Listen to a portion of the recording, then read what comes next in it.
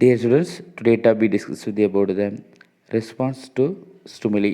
Response to stimuli அப்படின்னு பார்க்குறோம். Response to stimuliங்கிறது living organism are sensitive to their environment. They are able to sense changes around them. அந்த sense உள்ள living organism என்விரான்மெண்ட்டில் ஏற்படக்கூடிய அந்த மாற்றத்தை உணரும் தன்மையுடையதாக இருக்குது. So living organism sensitive to என்விரான்மெண்ட்டில் என்னென்ன மாற்றங்கள் ஏற்படுதோ ஸோ அதை உணரும் தன்மையாக அந்த லிவிங் ஆர்கானிசம் இருக்குது. ஸோ அதுதான் living organism sensitive to environment. They are able to sense changes around. அதுக்கு தகுந்த மாதிரி இந்த ரெஸ்பான்ஸ் பண்ணோம். ஓகே, ஸோ அந்த உணர்வை தான் என்ன சொல்கிறோன்னாக்க ரெஸ்பான்ஸ் டு ஸ்டிமுலி அப்படின்னு பார்க்குறோம். Animal have sensory organ for responding the environment. A stimuli such as light, sound, touch, smell, heat. அதாவது உயிரினங்கள் விலங்குகள் என்ன ஆகுதுனாக்கா சென்சரியாக இருக்கணும், உணரும் தன்மையோட ஆர்கன்கள் இருக்குது அதனுடைய உடல். அந்த ஆர்கன் என்ன பண்ணுதுனாக்கா வெவ்வேறு வகையான ஸ்டிமுலி, அதாவது என்விரான்மெண்ட்டில் ஏற்படக்கூடிய அந்த ஸ்டிமுலஸை உணரும் தன்மை இருக்குது. என்னென்ன வரலாம் அப்படின்னு பார்த்தா light, sound, touch, smell, heat. Light அந்த சன்லைட்டு வச்சுக்கோங்களேன், அது மேலே படும்போது அதில் உணரக்கூடிய தன்மை இருக்குது நமக்கு. ஓகே, ஒரு டைரெக்டாக சன்னை பார்க்கும்போது நமக்கு கண் கூசப்படுகிறது, தெரியுதா? ஸோ அதை ஸ்டிமுலி, அதை உணரும் தன்மை ஒரு ஒரு ஆர்கனுக்கு இருக்குது அப்படின்னு பார்க்குறோம். அதே மாதிரி சவுண்டு கேட்குறதுக்கு ஏர் இருக்குது, காது இருக்குது, அது இப்படியான சவுண்டை கேட்க முடியாது, ஸோ காதை பொத்திக்கிறோம். இதுதான் ரெஸ்பான்ஸ் அப்படின்னு சொல்லக்கூடியது. டச், வேகமாக தொடும்பொழுது நம்ம திருப்பி ரெஸ்பான்ஸ் பண்ண தொடக்கூடாது அப்படின்னு. ஸ்மெல், என்ன குட் ஸ்மெல், பேட் ஸ்மெல்ஸ், இந்த உணரும் தன்மை இருக்குது. இதெல்லாம் சென்ஸாக இருக்கிறனால உணரக்கூடிய தன்மை. ஸோ இதை தான் நம்ம பற்றி பார்க்க போகிறோம். அண்டு ஹீட், டச் ரொம்ப ஹீட்டாக இருக்குன்னு தொட்டுட்டோம் அப்படின்னா டக்குன்னு கை எடுத்துடுறோம். ஸோ இதெல்லாம் ரெஸ்பான்ஸ் அப்படின்னு சொல்லப்படுது. அதாவது என்விரான்மெண்ட்டில் ஏற்படக்கூடிய அந்த சேஞ்சஸை உணரும் தன்மை உடையதாக இருக்குது. நம்ம லிவிங் ஆர்கான்ஸில் இருக்கக்கூடிய சில உறுப்புகள் அதை ரெஸ்பான்ஸ் பண்ணுது அப்படின்னு பார்க்குறோம். Then the stimulus is any changes the immediate environment and organism which the organism respond. So அதான் சொல்கிறோம், அப்படி மேலே டச் ஆகும்போது அந்த உணர்வு மேலே படும் பொழுது ஸோ அதை நம்ம என்ன பண்ணுறோம், இம்மிடியேட்டாக அதுக்கு ரெஸ்பான்ஸ் பண்ணுறோம். Okay, which organism respond. எது நமக்கு அதிகப்படியான வெயில் நிற்கணும் அப்படின்னா வெயில் தாங்க முடியல அப்படி சொல்லிட்டு என்ன பண்ணுறோம், வேறு ஒரு இடத்துக்கு மூவ் ஆகிறோம். ஸோ இதுதான் ரெஸ்பான்ஸ், அதுக்கான பதில், அதுக்கான ஆன்சர்.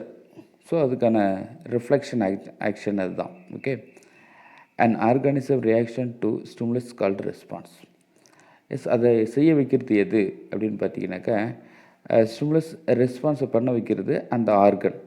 அந்த ஆர்கன் தான் அதுக்கு ரியாக்ஷன் கொடுக்குது. இப்போ டச் பண்ணுறோம் அப்படின்னாக்கா நம்ம ஹீட்டாக இருக்குது ஒரு பாத்திரம் கை வைக்கிறோம் அப்படின்னா டக்குன்னு கையை எடுக்கிறோம், அதுக்கு ரெஸ்பான்ஸ் இது பண்ணுது பிரெயின் சொல்லிவிட்டு சரி டச் பண்ணுறது ரொம்ப ஹீட்டாக இருக்குது எடுத்துரு அப்படின்னு ரெஸ்பான்ஸ் பண்ணுது.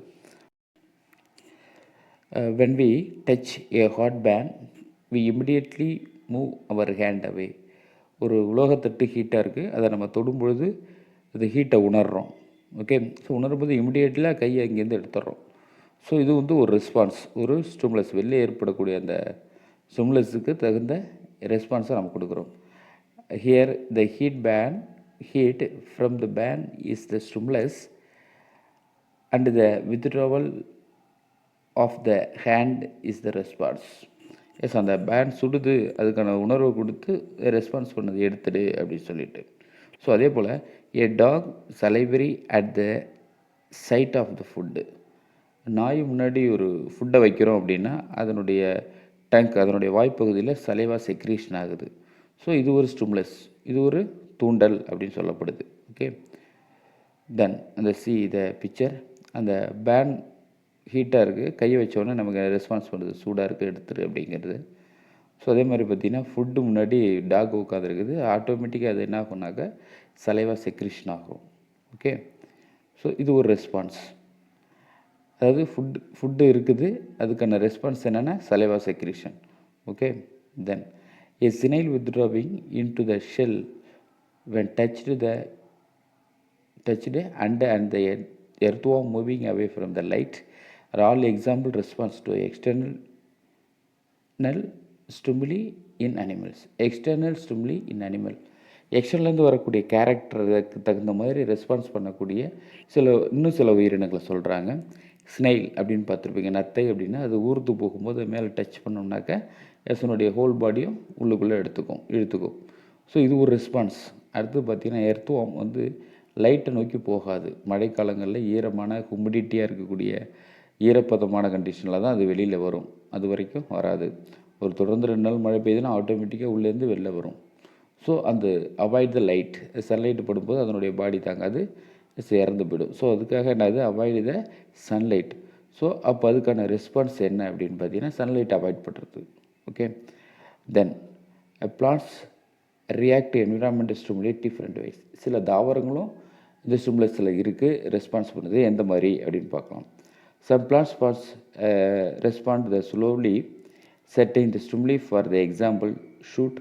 Most of the plant grow that towards the light. தாவரங்களை ஒரு வீட்டில் வச்சுருக்கீங்க, வீட்டு உள் பகுதியில் அப்படின்னு பார்த்தீங்கன்னாக்கா அது ஜன்னலை நோக்கி வரும். ஏன்னா ஜன்னல் பக்கம் தான் என்ன வரும்னாக்கா சன்லைட் வரும். ஸோ இது ஒரு ஸ்டிமுலி, இது ஒரு தூண்டலாக என்ன ஆகுதுனாக்கா ரெஸ்பான்ஸ் பண்ணி சன்லைட்டை நோக்கி போகுது. ஸோ இது ஒரு ரெஸ்பான்ஸ், இது ஒரு தூண்டக்கூடிய ஒரு நிகழ்ச்சி. இந்த மாதிரியும் என்ன ஆகுதுனாக்கா ஸ்டிமுலஸ் நடைபெறும். அதுக்கான ரெஸ்பான்ஸ் சன்லைட் இருக்குது, அதை நோக்கி நம்ம நகரணும் அப்படிங்கிற ஒரு ஸ்டிமுலஸ் இருக்குது அப்படின்னு பார்க்குறோம். Some plants parts respond quickly environment stimuli. சில பிளான்ட்டோட பார்ட்ஸும் என்ன ஆகுனாக்கா ஸ்டிமுலஸ் பண்ணும். அதுக்கான ரெஸ்பான்ஸ் ஸ்டிமுலி வருதுன்னா அதுக்கு தகுந்த ரெஸ்பான்ஸ் பண்ணும். எப்படி பாருங்கள். For example, leaves of the mimosa touch me not அப்படின்னு சொல்லக்கூடிய பிளான்ட். மைமோசா பொடிக்கா அப்படி சொல்லக்கூடிய சயின்டிஃபிக் நேமில் இருக்கக்கூடிய தொட்டார் சுருங்கி அப்படின்னு பார்க்கணும். Plant bend inwards the we touch them. அந்த பிளான்ட்டை டச் பண்ணிங்கன்னா ஆட்டோமேட்டிக்காக அந்த லீஃப் எல்லாமே என்னாகும், க்ளோஸ் ஆகிக்கும். ஒன்றோட ஒன்று லீஃப்லெட் சிற்றிலைகள் அப்படின்னு சொல்லுவோம். ஸோ அது ஒன்றோட ஒன்று ஆப்போசிட்டில் இருக்கும், டக்குன்னு முடிக்கும். All these Venus fly trap shut down the insect land of them. இன்னொரு சில தாவரம் இருக்குது, வில்பொறி இலை அப்படின்னு பேர்.